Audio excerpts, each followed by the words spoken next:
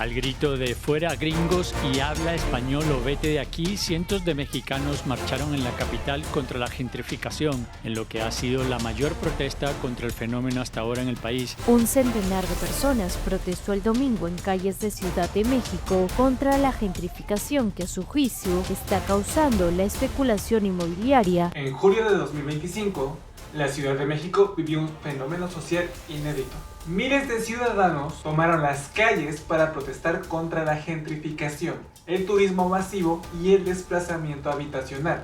Los capitalinos ya han salido a protestar en dos ocasiones, el 8 y el 21 de julio, en donde se vieron las mismas cosas. Denuncias contra Airbnb, reclamos sobre la pérdida de identidad barrial y un llamado a las autoridades a actuar en contra de los extranjeros que están despojando a los capitalinos de sus viviendas. Lo cual nos lleva a hacernos una serie de preguntas. ¿Por qué están marchando ahora los capitalinos y no antes? ¿Qué es la gentrificación y cómo opera realmente?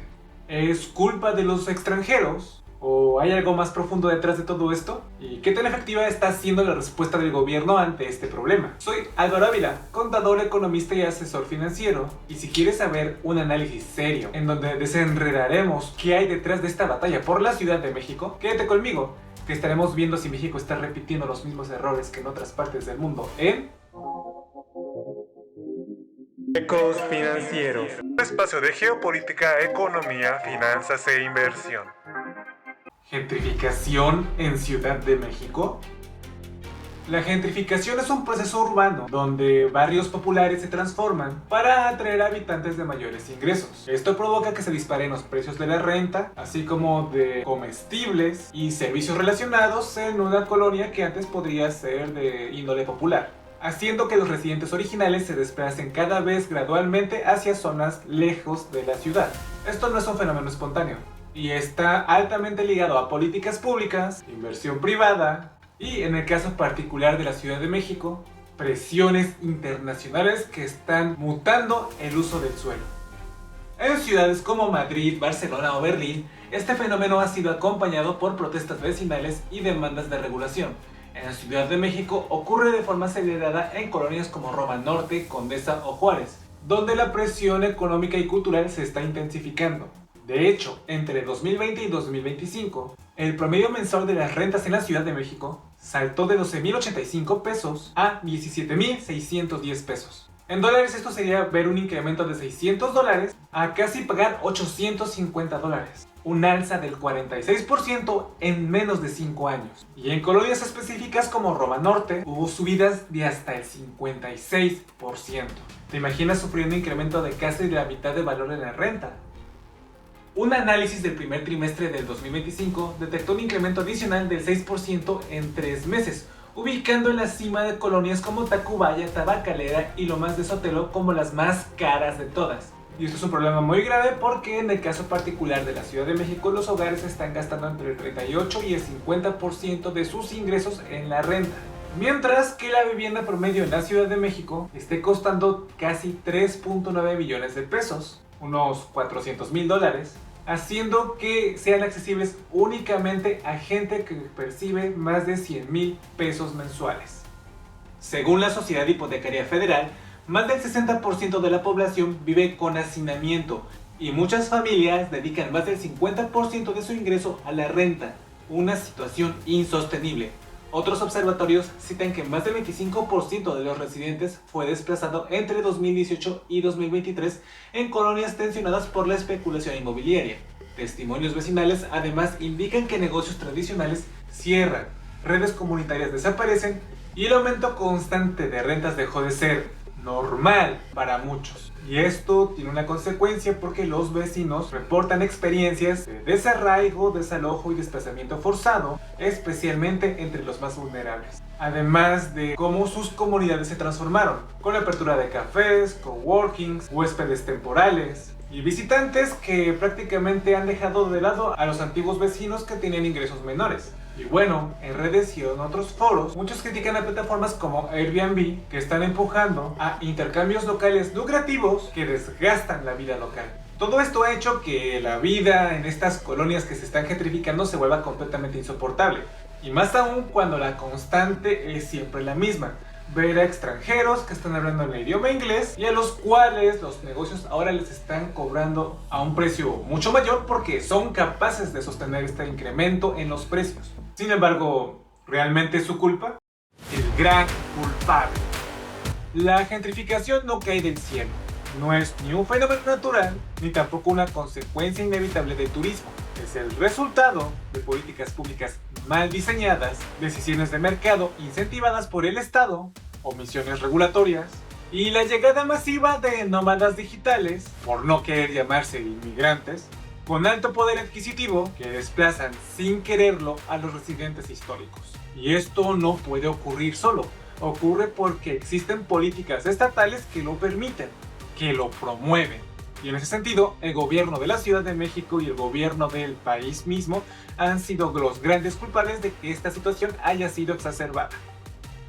Desde el año 2000, con el llamado Bando 2, la Ciudad de México restringió drásticamente los permisos de construcción a solo 4 alcaldías: Benito Juárez, Cuauhtémoc, Miguel Hidalgo y Venustiano Carranza. Las licencias de construcción pasaron de 1000 cada año a apenas 100 o 200 en las últimas 2 décadas. Los trámites que tomaban antes un solo año ahora pueden tardar hasta 4. Como resultado, se provocó una caída de casi el 90% en proyectos habitacionales nuevos, en una ciudad que necesita construir entre 50 y 60 mil al año, pero que apenas alcanza las 10 mil. Ahora, para propósitos de este video no me voy a meter en temas como que la ciudad ya está completamente sobrepoblada o que existen elementos ambientales que hacían que esto no debiera ocurrir, porque de lo contrario este video sería exageradamente largo. A ello se suma un rezago habitacional a nivel nacional de millones de viviendas. Y por si fuera poco, muchas zonas nuevas se desarrollan sin drenaje, sin transporte y sin espacios públicos adecuados, lo que genera aún más presión sobre los barrios consolidados. ¿Y cuál fue la consecuencia directa? Una oferta cada vez más escasa en medio de una demanda en auge. No es de extrañar que el precio por metro cuadrado en la Ciudad de México subiera solo un 17.5% entre 2023 y 2024. Ahora, ¿esto es culpa de los extranjeros? Hay que ser claro, no todos los extranjeros son culpables, pero algunos sí que son responsables en parte de que esto se haya exacerbado. Tienen que tener en cuenta que México siempre ha sido un país de tránsito. La mayor parte de Centroamérica y algunas zonas de Sudamérica usan este país para tratar de llegar hacia los Estados Unidos. En los últimos años, principalmente han sido los venezolanos. Sin embargo, a diferencia de otros países como el caso de Canadá, donde la llegada de migrantes provocó que se incrementara el precio de alquiler, en el caso de la Ciudad de México se dio un fenómeno completamente distinto. No fue culpa de los migrantes más pobres, sino de los migrantes con los ingresos más altos. Vaya, que son responsables en parte de este problema, pero no porque hayan hecho algo ilegal, sino porque el sistema los privilegia a costa del residente local. La gentrificación en México, particularmente evidente en la capital, ha experimentado una intensificación significativa, impulsada en gran medida por la afluencia de trabajadores remotos con alto poder adquisitivo, autodenominados nómadas digitales. Este fenómeno, que afecta principalmente a ciudadanos de países desarrollados como Estados Unidos y Canadá, está generando un aumento desproporcionado en los precios de alquiler y ventas de viviendas, lo que a su vez provoca el desplazamiento de residentes históricos y una notable alteración del tejido sociocultural de los barrios afectados. Desde 2021, con el boom del trabajo remoto, decenas de miles de estadounidenses y canadienses se han mudado a la capital. Ganan en dólares, pagan rentas de hasta 25,000 pesos mexicanos, unos 1,250 dólares, y compiten en un mercado promedio donde el mexicano apenas puede sobrevivir con 8,000 pesos mexicanos, unos 400 dólares. ¿Cómo es posible? Muy fácil. Entran como turistas, con una visa que les da 180 días para permanecer en la ciudad. Luego salen y vuelven a entrar, y existen algunos que aplican a una visa de residencia temporal por solvencia económica si consiguen demostrar ingresos de 2,500 dólares mensuales o tener 27,000 dólares ahorrados. Y aquí hay algo muy importante: ninguna de estas visas les obliga a pagar impuestos en México, mientras siguen usando los servicios, ocupando las mismas viviendas y desplazando a los inquilinos sin generar un empleo local. Y aunque muchos lo hagan sin mala intención, el efecto es brutal. Desplazan a familias enteras hacia la periferia, saturan servicios básicos en barrios no diseñados para esta densidad flotante, cambian la identidad del barrio haciendo que las nocherías se vuelvan brunches, se deje de lado el idioma español por el idioma inglés y deje de haber vecinos para intercambiarlos por huéspedes. Y esto es muy importante porque se sabe que una población flotante no suele ser exactamente la más preocupada por mantener un crecimiento económico o un cuidado del lugar al que están viviendo. Vaya, no se involucran sentimentalmente por tratar de mejorar el lugar al que están llegando. La capacidad de pago de estos nómadas digitales y otros extranjeros de alto ingreso les permite rentar a precios más elevados, y si tú como dueño de una propiedad ves a un montón de extranjeros capaz de pagarte mucho más que los vecinos de toda la vida, con toda lógica vas a tratar de hacer que estos extranjeros renten tu patrimonio. ¿Por qué querrías hacer que tu casa fuera rentada por un mexicano que apenas puede pagarte 8,000 pesos al mes si es que un extranjero te puede pagar 25,000? Vaya, le estás cobrando más del doble. Este poder adquisitivo superior genera una tensión socioeconómica directa donde solo puede rentar la gente con más dinero. En este caso, los estadounidenses y los canadienses. Esto tiene un nuevo nombre: gentrificación transnacional. Ya no son los ciudadanos más ricos del país de origen el que está haciendo que se desplacen las comunidades más pobres, sino que ahora vienen extranjeros a hacerlo en su lugar. Y esto está en pleno auge. Además, tengamos en mente un antecedente adicional. En 2022, la Ciudad de México, que en ese entonces era gobernada por la ahora presidenta Claudia Sheinbaum, firmó un acuerdo con Airbnb y la UNESCO para promover a la Ciudad de México como un hub global de nómadas digitales. El argumento era atraer inversión, dinamizar el turismo y revitalizar los barrios. El problema es que ya estaban revitalizados por los vecinos que ya estaban ahí. Lo que hizo realmente este acuerdo fue acelerar la transformación de uso de suelo, desproteger a los arrendatarios tradicionales y convertir casas familiares en unidades turísticas.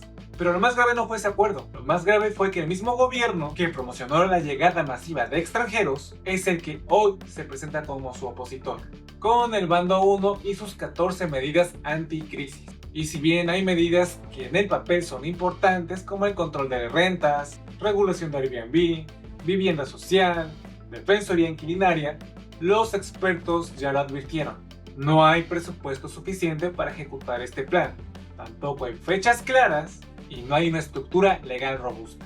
En resumen, el problema lleva mucho tiempo, es de índole estructural, ha sido convenientemente tolerado durante muchos años y son las políticas del propio gobierno las que provocaron todo esto. Esta ambigüedad no es casual. La Ciudad de México, como muchas otras ciudades del mundo, quiere ser turística, global y rentable, y también social, diversa y asequible.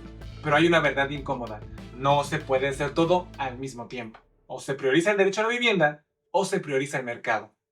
¿Se puede detener la gentrificación? El fenómeno de la gentrificación que es visto en la Ciudad de México se está replicando en varias partes del país, como Monterrey o Mérida. Y si bien el gobierno de la ciudad ha sacado 14 puntos anticrisis para detener el problema de la ciudad, la verdadera pregunta es si el gobierno está dispuesto a enfrentarse a los intereses que ganan con la gentrificación: los grandes propietarios, las plataformas digitales o las constructoras que prefieren lujo vertical a vivienda social. La verdad es que no es imposible, pero exige voluntad política real.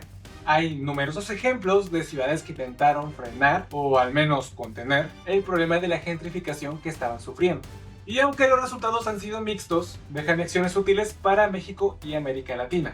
Por ejemplo, en Alemania, la ciudad de Berlín aplicó techos de renta por ley en 2020, congelando precios durante 5 años. Mientras que en España, la ciudad de Barcelona limitó los alquileres turísticos, vetó nuevas licencias y sancionó a Airbnb. Ambos tuvieron malos resultados: disminución de la oferta especulativa y una muy tímida estabilización de los precios en algunos barrios. Sin embargo, hay un lugar donde se combatió con éxito la gentrificación, y esa fue la ciudad de Viena, en Austria. Dicha ciudad construyó más de 200,000 viviendas públicas bajo gestión estatal, provocando que más del 60% de la población viva en vivienda pública o cooperativa. No solo hay límites al precio, sino que el Estado construye y arrienda directamente, asegurando un flujo constante de viviendas asequibles. La renta media en Viena ronda los 8 euros por metro cuadrado, menos de la mitad que en ciudades como París o Múnich. La gentrificación es algo bastante circunstancial, existe una alta movilidad social y hay una mezcla entre clases sociales diferentes. lo cual es vital porque la idea de crear espacios urbanos es que la gente que no tiene estas conexiones vitales con la gente más opulenta y crear un espacio de coprosperidad donde la gente con más plata contrata los servicios de la que menos tiene, generando así una convergencia de intereses. La lección que podemos obtener de todo esto es que el éxito de la regulación de las rentas no solo es limitar los precios, sino en incrementar la oferta de vivienda pública o cooperativa a gran escala. La gentrificación no es una tormenta, es una decisión, o más bien una cadena de decisiones, omisiones y privilegios acumulados. La Ciudad de México y muchas otras ciudades en el mundo tienen que elegir. ¿Quieren ser un refugio para quien más paga o un hogar para quien más lo necesita? ¿Quieren barrios vivos o escaparates de Instagram? Porque si todo se convierte en lugares de Airbnb y menús en inglés, ¿dónde quedaron estos vecinos que realmente se preocupan porque el barrio donde están llegando estos extranjeros siga tan vivo y en buen funcionamiento como lo hacía antes? Después de todo, son comunidades vecinales las que se preocupan de que estos lugares tengan una amplia plusvalía, las que se encargan de mantener las calles y los parques en buen estado y las que no tienen que caer en la delincuencia para poder subsistir. La gentrificación de la capital no solamente es culpa de los gringos, y su principal responsable es el gobierno de México, quien con una mezcla de políticas de vivienda deficientes y políticas migratorias que no hacen otra cosa más que empeorar todo, provocan un desplazamiento real hacia las periferias de personas que ya no pueden pagar las rentas que antes les eran asequibles, básicamente haciendo que caigan en la pobreza. Nuevamente, este no es un fenómeno espontáneo, es una estructura que beneficia a unos pocos, pero expulsa a muchos.